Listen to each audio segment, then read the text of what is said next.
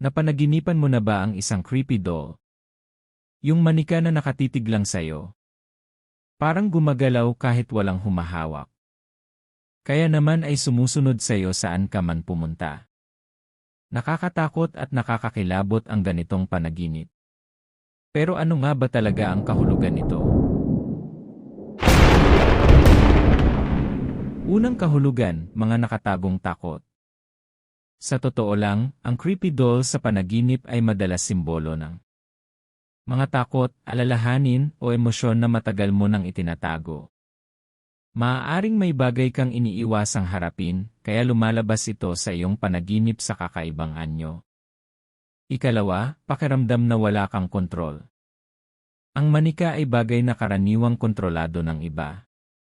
Kaya kung nakakatakot ang manika sa panaginip, maaaring pakiramdam mo ay may tao o sitwasyon sa buhay mo na kumokontrol sa mga desisyon mo. Ikatlo, alaala mula sa nakaraan.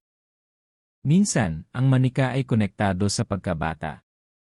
Kapag ito ay naging creepy o nakakatakot sa panaginip, maaaring may lumang alaala o emosyon mula sa nakaraan na bumabalik sa isip mo.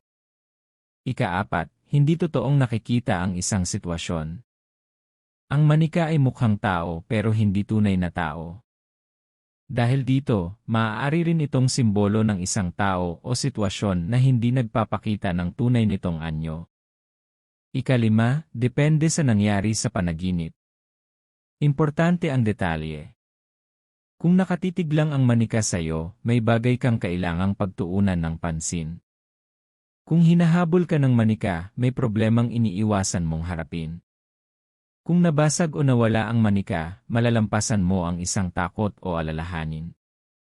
Kung nakipag-usap ang manika, maaaring may mensahe ang iyong subconscious mind na gusto mong maunawaan.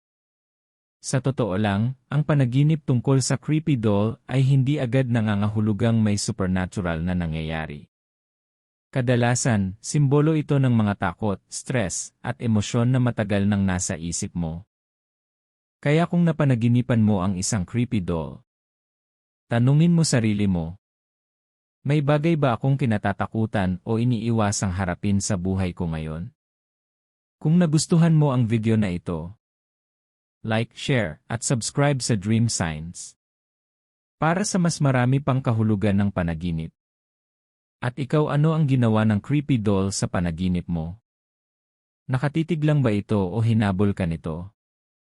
Ay comment mo sa baba. Hanggang sa susunod.